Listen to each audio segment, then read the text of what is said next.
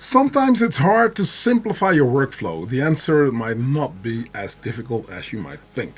Today, it's going to be 2 samples, 1 song. Let's see if we can make that work. You ready? Let's go do it right now.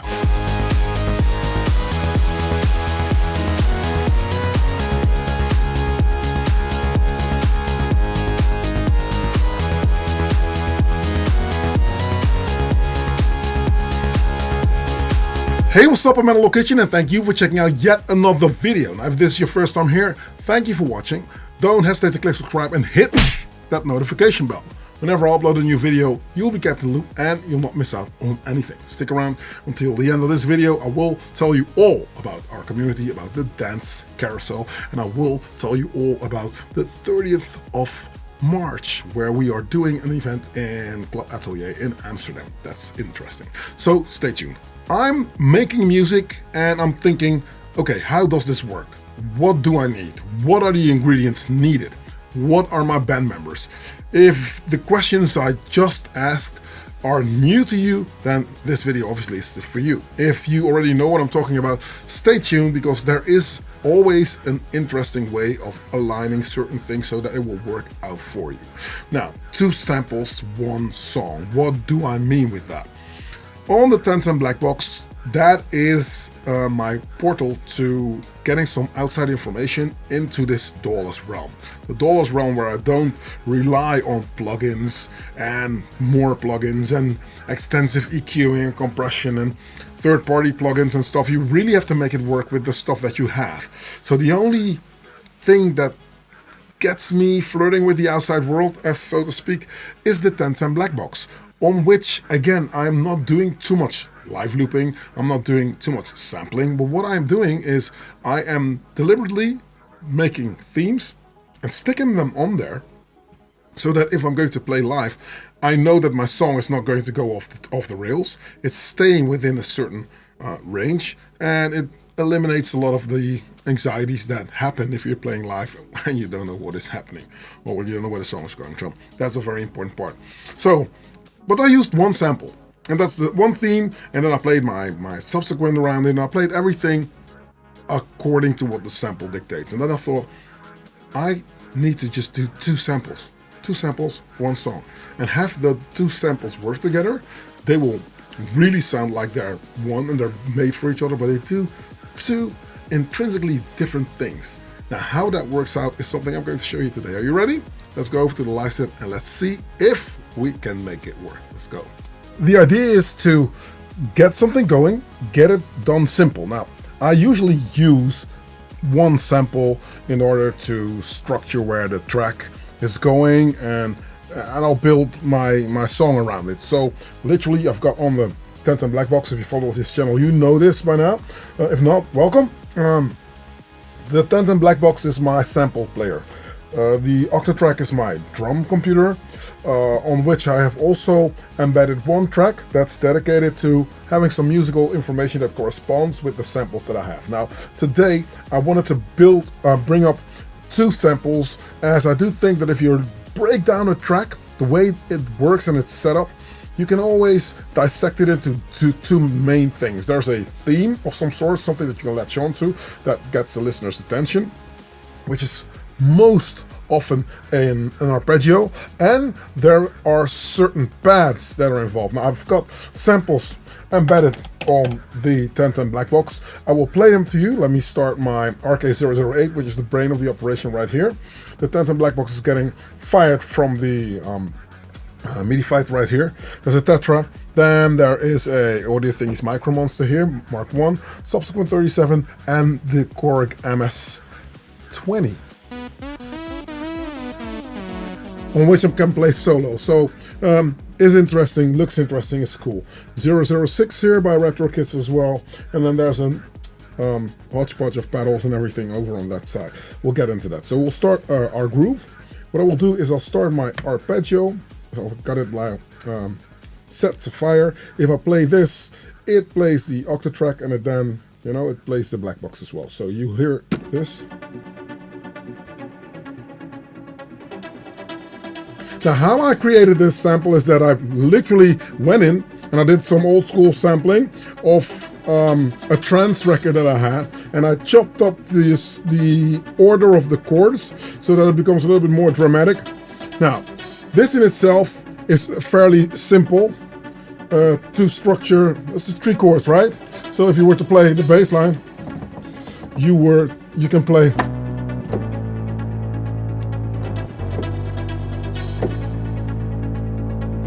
something like,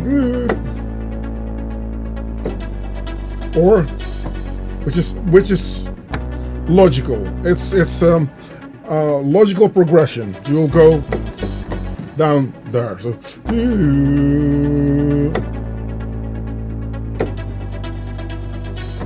So I've got my 4 chord structure set up there, but I think, and I've noticed that after a while it becomes a little bit too predictable that happens. So there's another pattern that I've played that plays a combination of pads and melody.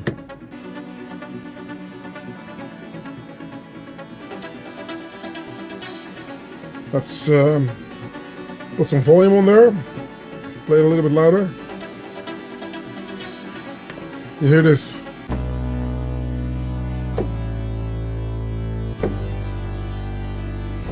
Now it invites the bass line to play different notes, where this sample plays.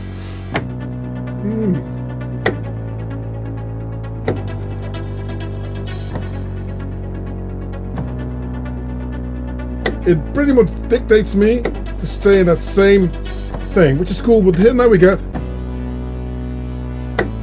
Now we can go here and here and here and maybe up and back down. Woo!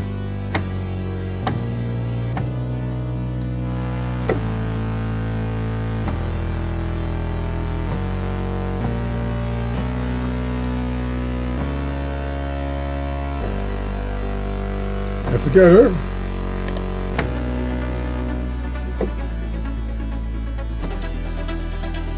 Now all of a sudden, a melody arises, which is pretty cool, right? Let's record this in.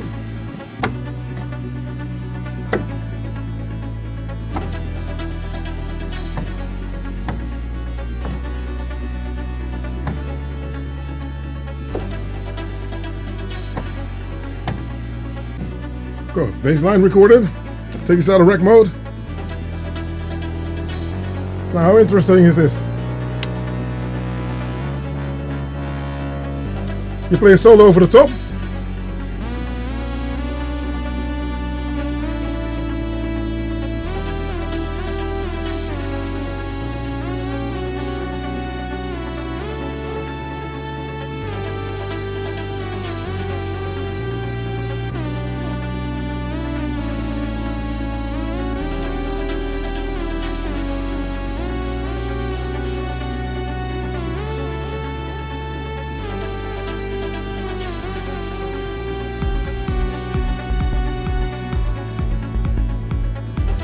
And then it just gives a wider range of what you can do musically, but still I'm only using 2 samples. So I'm not using a gazillion synthesizers to do stuff, because the hierarchy is pretty simple. I'm letting this play on and on. Now I will take out those pads where the melody is and listen to that ARP.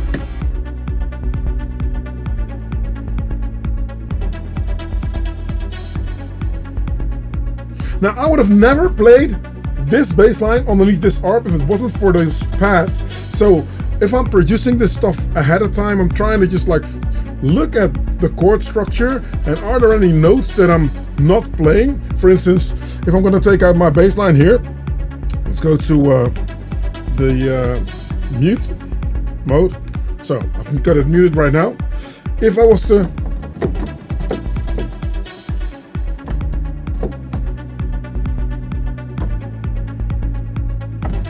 this is what it dictates all the time, and I'm liking it. But now we go.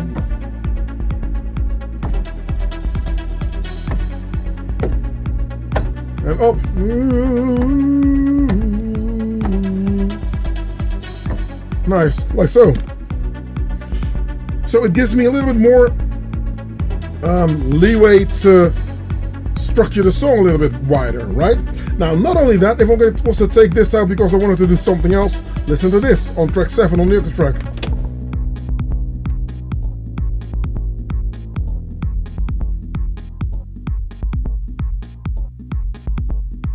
Now, I've deliberately placed a sample here that is the same root note.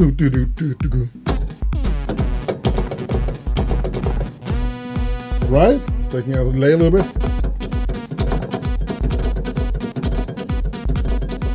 Let's lower this.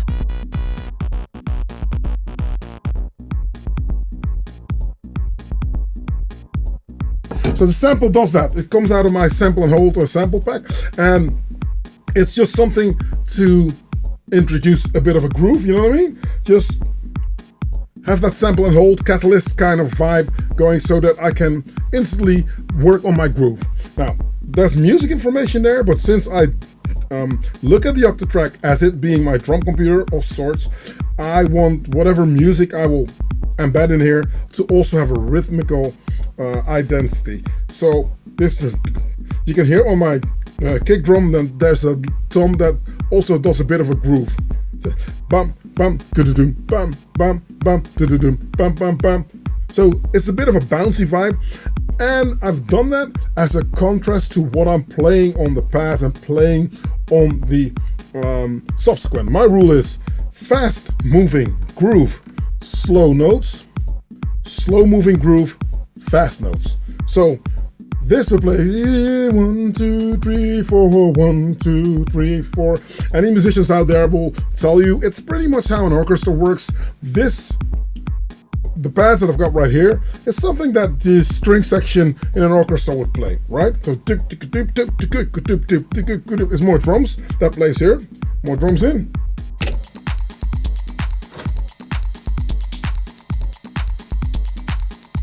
And there's a call and response thing happening between what's happening on this sample, which you can hear on the first bum bum. Let's listen to the kick. Tom, bum bum bum bum So initially, you're starting from the groove. This is the first thing I'm looking for. I'm looking for something that is already some sort of an infinite loop. I can boogie to it. I can dance to it. It feels great.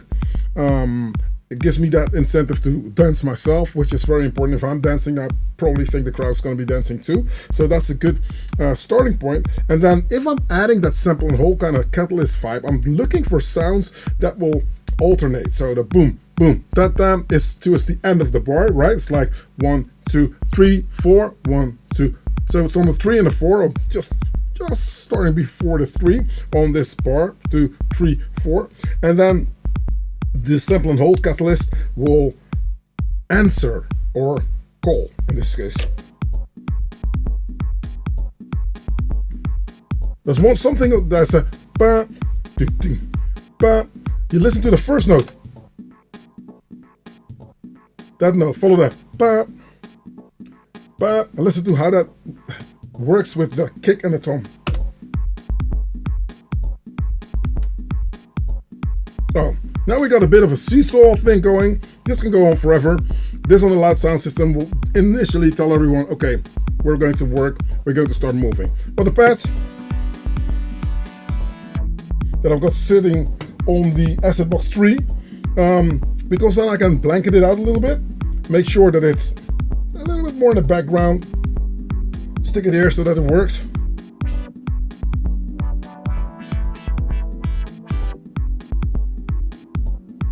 Nice. And I deliberately use this filter, a little bit of resonance on there as well. Acid Box 3 by Erica Sims. Amazing filter, stereo in, stereo out.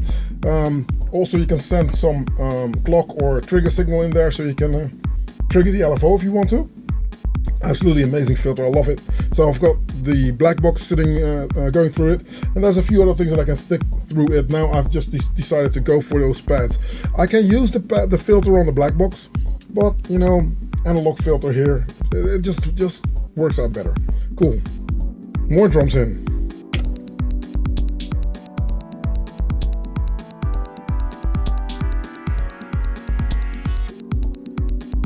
Nice.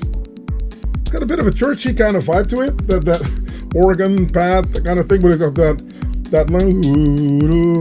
as I said, in an orchestra, this would be a violin or cello.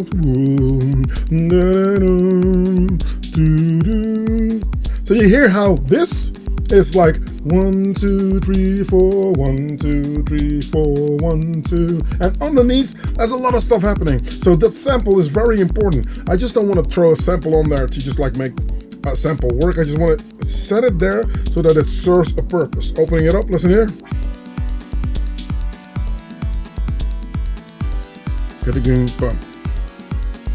And the catalyst, the more drums I add, the more my groove works, the less you're going to hear it, but feel it more. Now, a little bit of a sound design thingy here. I think that the clap on track 3 can be a little bit shorter.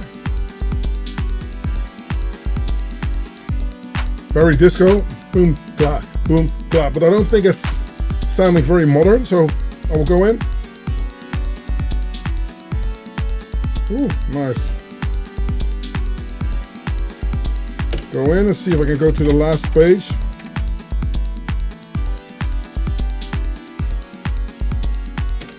Bam, 1, 2. Okay, yeah, cool. Stick one there.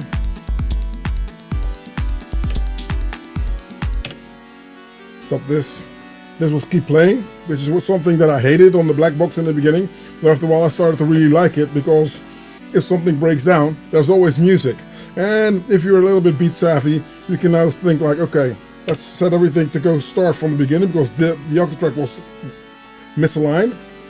So we're going to start something like, there you go. And it resets the black box. You didn't hear it, but I was pretty much on time, but the sample is starting now. Cool. So you can hear that the clap is doing a disco thingy towards the end here. Pop, pop. And I don't want that to happen all the time, so I'm going to go in and say like, you know what, let's conditional trig it. So I'm going to stick that on a 1 divided by 2. So it will play every other time. There's gone, as you can see. And now it will come in. There you go, bam. And then now it's going to stop. It's not going to play now. 1. There you go. So, got that sorted. Now, we're going to just like think of, okay, now that we've got this, use a filter. And always use a filter to go a little bit more down on the sound. Lower it. So now you can really focus on the well, now you know how conditional tricks work. It's gone. I don't like it. But you know what's happening. Taking out the MIDI. This side is MIDI, this side is audio, by the way. 8 tracks. Not using the MIDI on the octatrack. Got the 008 to make sure that works. Now, take out a kick. Build a little bit of suspense here. And because there's 2 melodies going, this track feels welcome. Another trick, if you want to introduce your theme and you can play it from something like a solo instrument like I got here. Got it bassed out now. Let's make it into a lead again. Put some delay on there.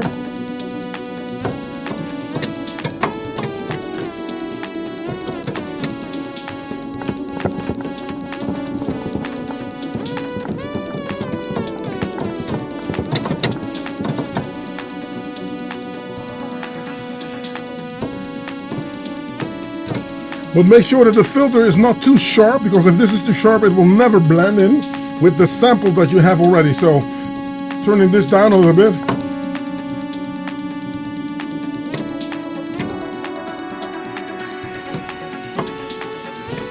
There you go. Woo, nice. Put a little bit of reverb on there.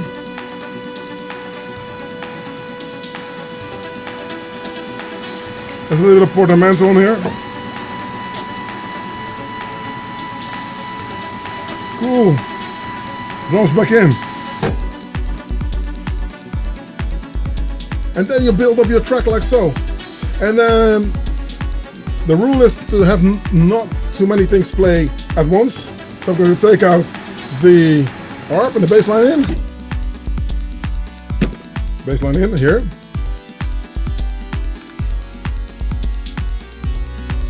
Put the filter. Nice. Ooh. More heads.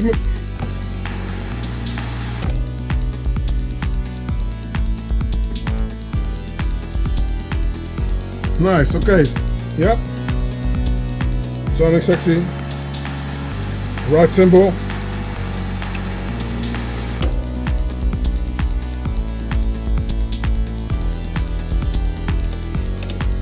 You can still hear the catalyst going on track 7. Try to follow this, see if you can hear it still. 0 on the volume. Go to turn it down, see if you can follow it still.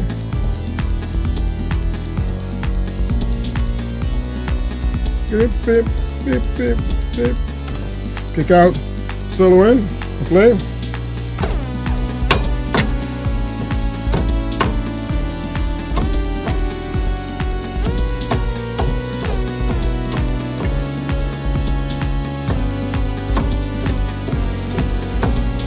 And what I like about this chord scheme is that it just goes into minor and major.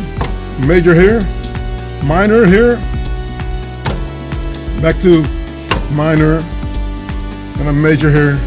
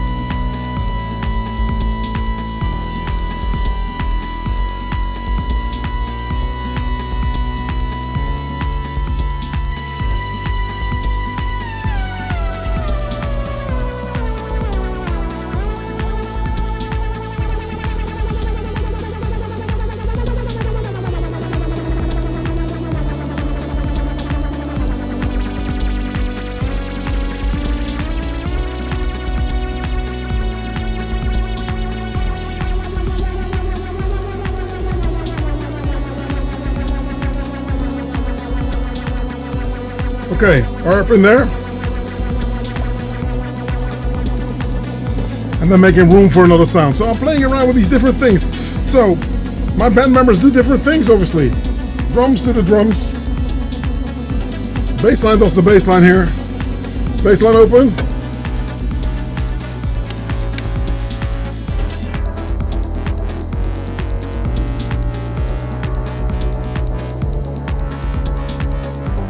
Breakdown, all drums out.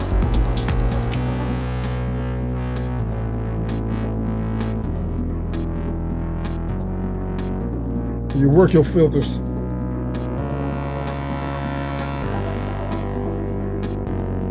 Off. And build suspense. And do that thing all over again. Now if you don't want to turn them off here, or you're just missing the hands to do it, turn the filter down, I'll turn everything off. And now you can transition into another song. I mean, basically this is your canvas to go and change something up if you would like to. Something simple, you know what I mean? That's how I basically do it. So, again.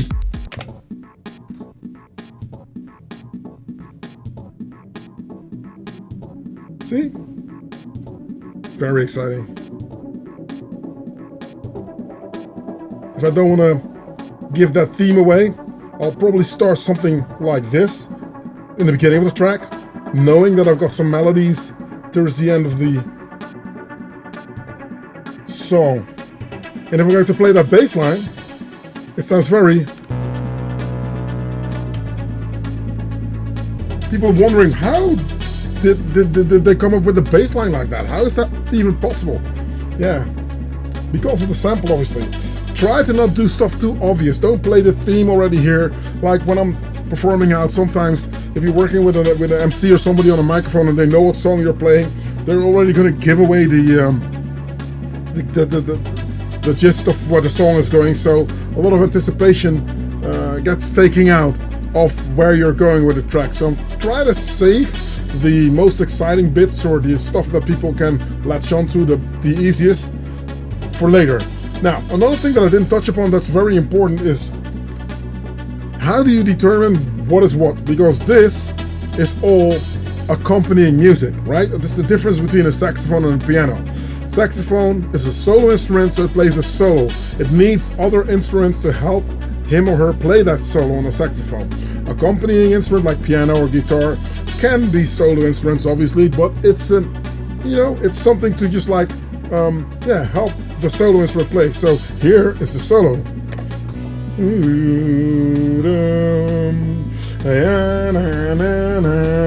That's something people will latch onto. You play it often enough, they're going to recognize it. Like, oh yeah, this? Nobody's going to sing that arpeggio like,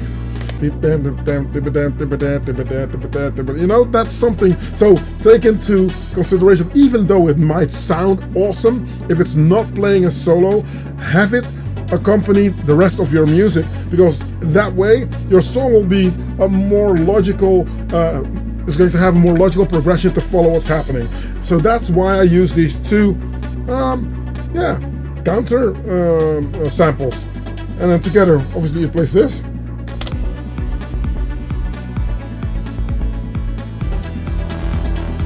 And it makes sense when they play it together, but I don't want to explain what happens, right? Cool, rest of my drums.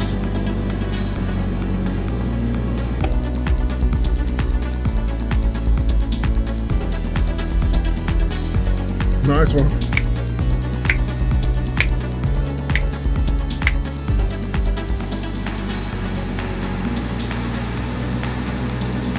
And then I still got the different sounds that I can play. So I can imagine that you've got different ways of working it. I do understand that that is how it works. However, let me know in the comment section if it's something that is beneficial for you and your workflow. Thank you for watching. If you made it this far into the video, you are an absolute superstar. Now, on the event front, unfortunately, the kitchen club that we were doing is no more at the venue where we were. I mean, it's very much alive, but not at Worm in Rotterdam, as they changed directions. They wanted to do different things. It's a very arty, open-minded, cool venue, but there are 5 or 6 directors that all have a different musical genre that they need to implement, and at some point it was just a little bit too complicated to get the terms of what it is that we wanted and what they wanted, so we parted ways. But we have found a new home for our shenanigans, which is Club Atelier in Amsterdam. Now, this is one of the really great clubs. What are we doing? The 30th of March, which is Easter weekend here in Holland, we are doing an event with Sarah Summers out of Berlin. We've got Sign Saw coming out of Italy. I think we've got Coloray. Yours truly is playing.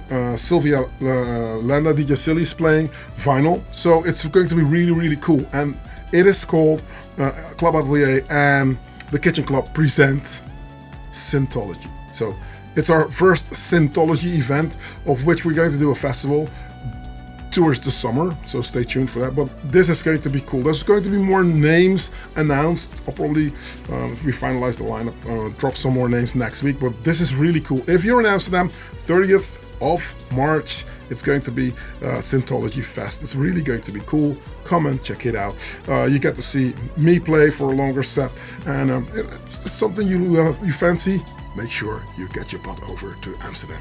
Now, another thing that we're doing is the dance carousel. This community-driven thing is really cool, where we make music together in a community setting.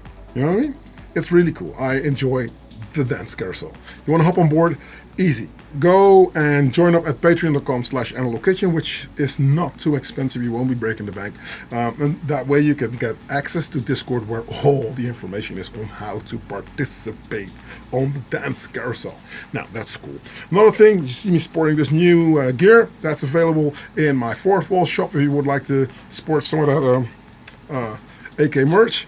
And yeah, next week is going to be a new video. Hope that you enjoyed what you saw today. Let me know in the comment section how you fare, and I'll catch you next week on another video. I'm Analog Kitchen, and that concludes our broadcast day. Catch you next week on another video. Peace.